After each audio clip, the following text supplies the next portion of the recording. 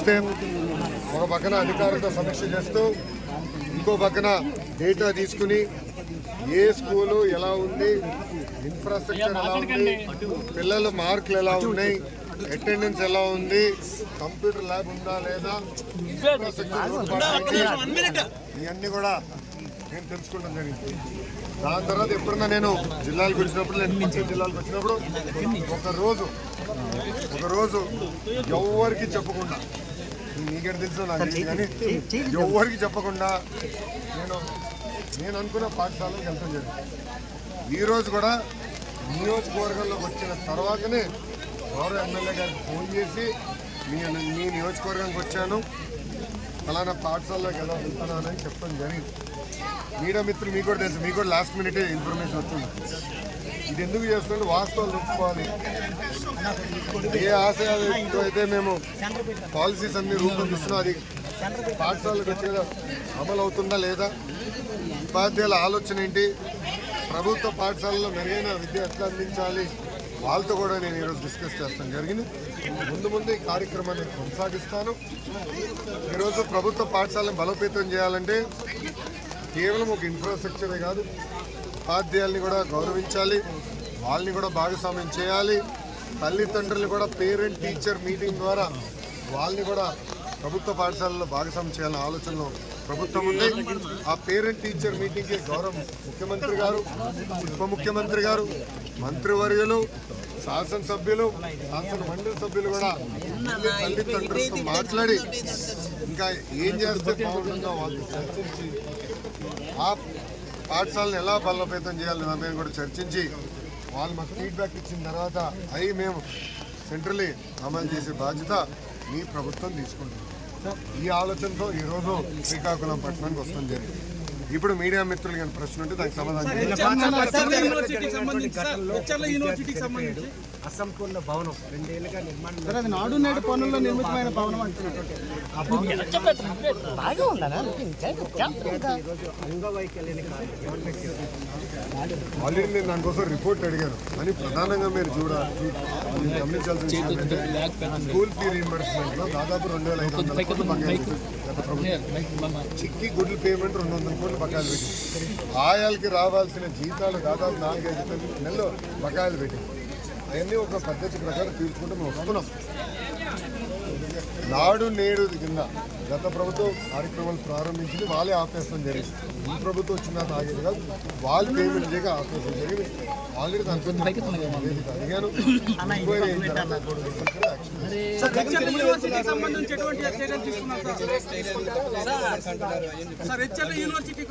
వెంకటేశ్వర స్వామి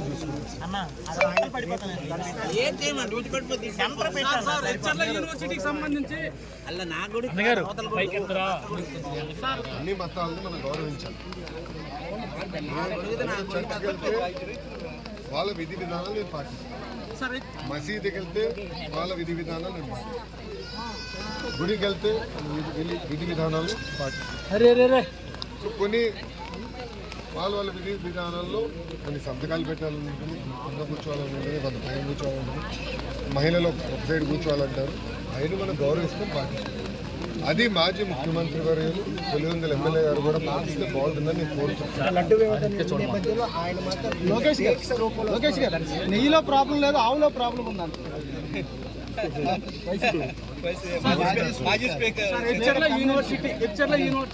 పోషకాహార లోపం ఉంది, అందుకనే అది ఇచ్చే పాలల్లో లోపం ఉంది. దానికి నేను ఎలా సమాధానం చెప్పమంటాను అంటే ఆయన ఒప్పుకుంటున్నాడా? దయచేసి మీడియా మిత్రులందరూ తెలుసుకుంటారు. అంటే మాజీ స్పీకర్ గారు ఒప్పుకుంటున్నారా కల్తీ జరిగిందని సూటిగా ప్రశ్నిస్తున్నాను. ఇప్పుడు నా మీడియా మిత్రులందరూ కూడా తెలిసి, మీరు కూడా 5 సంవత్సరాలు తిరుమలకి వెళ్ళినారు. పాదయాత్రలో ఎవరిని కలిసినా నాణ్యత లేదు, లడ్డు పాడైపోతుంది, భోజనం సరిగా లేదు, అసలు టీటీడీ విధి విధానాలు సరిగా లేదు అని చెప్పింది. నిన్న మొన్న కూడా వీడియో వైవి సుబ్బారెడ్డి గారు అన్ని పెంచడం, అన్ని ఫీజు పెంచడం, సామాన్యులకి దేవుడిని దూరం చేసే విధంగా వాళ్ళు ప్రవర్తించారు జరిగింది. అవన్నీ కరెక్ట్ చేసే క్రమంలో ఇది బయటకు వచ్చింది. నేను కూడా ఈయో గారికి మొత్తం ప్రక్షాళన చేయండి, అన్ని టెస్ట్ చేయండి. ఎందుకంటే గతంలో అనేక ఆరోపణలు వచ్చినాయి. నేను పాదయాత్రలో మీరు చూస్తే నేను ట్వీట్ కూడా పెట్టాను దాని గురించి. పాదయాత్రలో నేను ట్వీట్ పెట్టాను. అందరూ వచ్చి నాకు కంప్లైంట్ చేస్తున్నారు, సరికాదు, దేవుడి జోలికి వెళ్ళొద్దు స్వామి అని చెప్పి. ఏమైందో ప్రజలే చూస్తారు, ప్రజలే గుణపాఠం చెప్తారు. సార్ వన్స్ మోర్ సార్, హెచ్ఆర్ల యూనివర్సిటీలో గత 5 ఏళ్లలో జరిగిన అక్రమాలపైన అంబేద్కర్ అన్ని యూనివర్సిటీల్లో వైకాపా పార్టీకి చెందిన రాజకీయ నాయకుల్ని వైస్ ఛాన్సలర్గా నియమిస్తాం. చాలా చాలా బాధాకరం. ఆంధ్ర యూనివర్సిటీ మన రాష్ట్రంలో one of the oldest university. అలాంటి యూనివర్సిటీలోనే ఎలాంటి అరాచకాలు జరిగినాయి మీ అందరూ తెలుసు. అందుకే దాదాపు అందరూ వైస్ ఛాన్సలర్స్ అందరూ కూడా రాజీనామా చేశారు. ఆల్రెడీ కొన్ని యూనివర్సిటీలు ఎంక్వైరీ చేశారు, రిపోర్ట్లు నా టీవీలో ఇప్పుడు ఉన్నాయి. అందులోనే అన్ని మేము రివ్యూ చేస్తాం.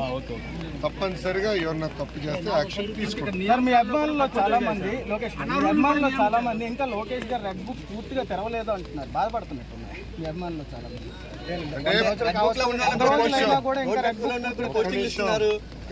లేదు తప్పదు. ఆయన ఏమన్నాడు, తెరిసాను పూర్తిగా తెరవలేదు అన్నాడు. ఒక్క నిమిషం స్వామి, ఒక్కొక్క ప్రశ్నకు సమాధానం చెప్పాను. ఆయన ఏమన్నాడు, తెరిసారు సార్ పూర్తిగా తెరవలేదు. ఒప్పుకున్నాడు కదా తెరిసానని.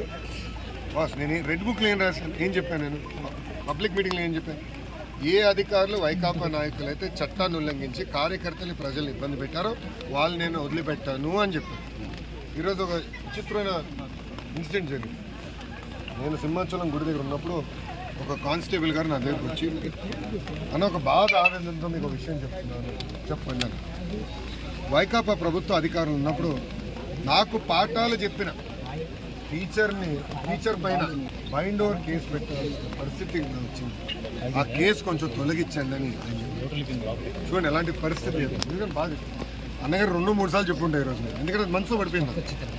అంటే ఒక పోలీస్ కానిస్టేబుల్ ఎంత బాధపడుతున్నారని ఉదాహరణ. పోస్టింగ్స్కి వచ్చి గల చాలా క్లారిటీగా పార్టీ మొత్తం వివరాలు సేకరించింది.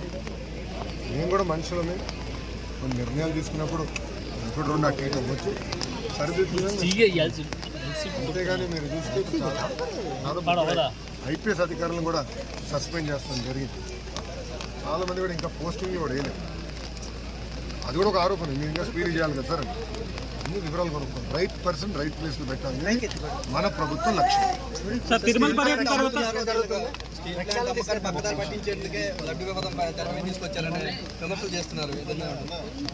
గౌరవ స్టీల్ మినిస్టర్ కుమారస్వామి గారు ఆయన వచ్చినప్పుడు విశాఖ ఉక్కుని ప్రైవేటీకరణ మేము చేయట్లేదు అని చెప్పారు. విశాఖ ఉక్కుని ప్రైవేటీకరణ చేయట్లేదని చెప్పారు. చంద్రబాబు నాయుడు గారు ప్రెస్ మీట్లో విశాఖ ఉక్కుని ప్రైవేటీకరణ చేయట్లేదని ఆయన చెప్పారు. దాని తర్వాత నేను మంత్రిగా వచ్చినప్పుడు 2వ ఉత్తరాంధ్రకు వస్తున్నాను నేను చెప్పాను, శాసనసభ్యులు చెప్పారు, ఎంపీలు చెప్పారు. వైకాపాలు నేను చెప్పానంటే సాక్షి చదివినా సాక్షి చూసినా ఆరోగ్యానికి హానికరం సార్. ఎందుకంటే తప్పుడు వార్తలు వాళ్ళు వేస్తారు. అసలు ప్రస్తావన ఎక్కడ వచ్చింది, ఎవరన్నా మాట్లాడారా? మేము కేంద్ర ప్రభుత్వంతో మాట్లాడి లైఫ్ లైన్ ఇమ్మీడియట్గా ఇవ్వాలి, లేదంటే ఈ షట్ డౌన్ అవుతున్నాయి బ్లాస్ట్ ఫర్నిచర్స్ అని చెప్పి 500 చంద్రబాబు నాయుడు గారు బాబు నిర్మలా సీతారామన్ గారు లేదు మీరు చెప్పింది కరెక్ట్, ఇమ్మీడియట్గా నేను మాట్లాడతాను, ఫండ్స్ కేంద్ర ప్రభుత్వం కూడా అనుకూలంగా. ఎందుకు వైకాపాలకి ఇంత కంగారు అంటే వాళ్ళకి ఏం దొరకట్లేదు, ఇదే మాట్లాడతారు. అది వాళ్ళ పరిస్థితి. అందుకే ప్రజలందరూ కూడా చెప్తున్నారు, సాక్షి పేపర్ చదివినా సాక్షి చూసిన ఆరోగ్యానికి హాని. సార్ ఇది మంచి ప్రభుత్వం మీరు వెళ్తున్నారు, 29 నుంచి జగన్ ప్రజల్లోకి వెళ్దామని ఆయన డైరెక్ట్ చేస్తున్నారు. వెళ్ళమని చెప్పండి అమ్మా. 5 సంవత్సరాలు ప్రజల్ని విస్మరించి పరదాలు కట్టుకుని హెలికాప్టర్లు తిరిగిన కింద రోడ్లు క్లోజ్ చేసి వరద వచ్చినప్పుడు ఏదో తిరగాలి కనుక ఒక 2 గంటలు వచ్చి తిరిగేసి పారిపోతాం కాదు. ప్రజలు కష్టకాలాలు ఉన్నప్పుడు వాళ్ళకి అండగా నిలబడాలి, వాళ్ళ సమస్యలు పరిష్కరించాలి. ఆయన నేను సూటిగా ప్రశ్నిస్తాను, 5 సంవత్సరాలు మీరు ఏం చేశారు? విచిత్రం ఏంటో తెలుసా, ప్రజాధనాన్ని ఖర్చు పెట్టి ఆయన 2 బుల్లెట్ ప్రూఫ్ బస్సులు చేయించుకున్నాడు. 2 ఒకటి 6-7 కోట్ల రూపాయలు ఖర్చు పెట్టారంట, 2 బుల్లెట్ ప్రూఫ్ బస్సులు అంట. నేను ఆశ్చర్యపోయా. ఎందుకు ఆశ్చర్యపోయానంటే ముఖ్యమంత్రి గారు ఎప్పుడు వాహనంలో తిరగాలి అంటే డౌట్ కాదని అని అనట్లేదు. కానీ ఎప్పుడు బయటకు రాని ముఖ్యమంత్రికి 2 బుల్లెట్ ప్రూఫ్ బస్సులు ఎందుకు? ఆల్రెడీ ఒకటి ఉంది, ఆల్రెడీ ఒకటి కొనుగోలు అయి ఉంది, ఇంకా 2 కొన్నాడు అంటే 3 బుల్లెట్ ప్రూఫ్ బస్సులు. ఎప్పుడైనా తిరిగాడా? ప్రజల్లోకి వచ్చారా? ప్రజల సమస్యలు తెలుసుకున్నారా? ఆయన సభ పెడితే ఆయనకి ప్రజలకి ఒక 100 మీటర్ల దూరం. పొరపాటున శ్రీకాకుళం వస్తే చెట్లన్నీ నరికేసేవారు, మీకు తెలుసు. విశాఖపట్నంకి వెళ్తే చెట్లను నరికేశారు. ఎందుకు భయపడ్డాడండి? ఈరోజు చంద్రబాబు నాయుడు గారు ప్రోగ్రామ్ చేశారు ప్రజావేదిక. ప్రజలు కూర్చున్నాడు, పరదాలు లేవు, బ్యారికేడ్లు లేవు, ప్రజల సమస్యలు తెలుసుకుంటున్నారు. అది మాకు వైకాపా పార్టీ మధ్య ఉన్నత. సార్ సూపర్ 6 ఎప్పటిలో అమలు చేస్తారు సార్? సార్ సూపర్ 6 ఎప్పటిలో అమలు చేయాలి?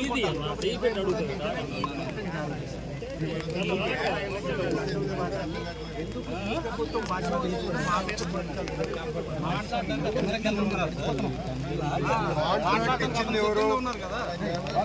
వైకాపా ప్రభుత్వం. టీటీడీ నిబంధనలు 250 కోట్ల కన్నా ఉంది. ఎందుకు వాళ్ళ పార్టీకి చెందిన నాయకులు 150 కోట్లు తగ్గించారని సూటిగా నేను ఆయన ప్రశ్నిస్తున్నా. రెండో విషయం, వాళ్ళ పార్టీకి చెందిన ఎమ్మెల్సీలే మొన్న నాకు వచ్చి ప్రభుత్వం మారిన తర్వాత బాగుంది, అన్నదానం చాలా ఇంప్రూవ్ వాళ్ళు చెప్తాను. కొంచెం ఆయన కూడా వాళ్ళ నాయకులు ఫోన్ చేసి ఇది అవునా కాదో తెలుసుకోవాలి. 100%. ఇప్పుడు మీరు చూస్తే చంద్రబాబు నాయుడు గారు కమిటీ ఆధ్వర్యంలో అన్ని దేవాలయాలను ఎలా ఈ టెండరింగ్ ప్రాసెస్ ఎలా బలోపేతం చేయాలి వాళ్ళు నివేదిక ప్రభుత్వానికి ఇస్తారు. ఆ నివేదిక వచ్చిన తర్వాత తప్పనిసరిగా సూపర్ 6 ఎప్పటిలో అమలు చేయాలనుకుంటున్నాను. సూపర్ 6 ఎప్పటిలో అమలు చేయాలనుకుంటారు? సూపర్ 6 పథకాలు ఎప్పటిలో అమలు చేయాలనుకుంటారు? అమలు చేస్తున్నాం కదా స్వామి. అందులో 2 చేశారు కదా సార్? అవును స్వామి, 2 రోజులైంది ప్రభుత్వ అధికారులు. 100 రోజులు దాటిపోయింది కదా సార్? అవును, జగన్మోహన్ రెడ్డి గారు 100 రోజుల్లో చేస్తామన్నారు కదా? ఎవరు చెప్పారమ్మా? మీరు ప్రకటించారు కదా? ఎవరు చెప్పారు? అవునవును, ఎవరు చెప్పారు? ప్రభుత్వం ప్రకటించింది సార్. ఎన్నికల ప్రణాళికలు చూపించమ్మా, చూపిస్తాను. చూపించు. I'm ready. Challenge accepted. I'm ready అమ్మా, చూపించు. ఏ కాగితం పైన నేను చెప్పాను 100 రోజులు చేస్తాను. మీరు ప్రతి ఎన్నికల వేదికల పైన కూడా ప్రకటించారు సార్. బ్రదర్, జగన్ లాగా నేను పారిపోయే వ్యక్తిని కాదు. జగన్ లాగా పరదాలు కట్టుకుని తిరిగే వ్యక్తిని కాదు. నేను చూడు చెప్తున్నా, మూసేసిన అన్న క్యాంటీన్ మేము తిరిగి ప్రారంభించాం. నంబర్ 1. నంబర్ 2, మెగా డిఏసి ఇస్తానన్నాం, ఇచ్చాం. నంబర్ 3, 1000 రూపాయలు పెన్షన్ స్వామి 100 రోజులు పెంచాం. జగన్ ఎన్ని సంవత్సరాలు తీసుకున్నాడు? 5 సంవత్సరాలు తీసుకున్నాడు. రెండోది, ఆయన ఇచ్చే సంక్షేమ కార్యక్రమాలన్నీ మీరు చూస్తే 3 సంవత్సరాలు తీసుకున్నాడు ఆయన. మాకు చిత్తశుద్ధి ఉంది. ఆల్రెడీ నెక్స్ట్ ఫేజ్ ఉచిత గ్యాస్ విధానం, గ్యాస్ సిలిండర్లు మేము ఇస్తాం. ఒక పద్ధతి ప్రకారం ఇచ్చిన ప్రతి హామీని నిలబెట్టుకుంటాం.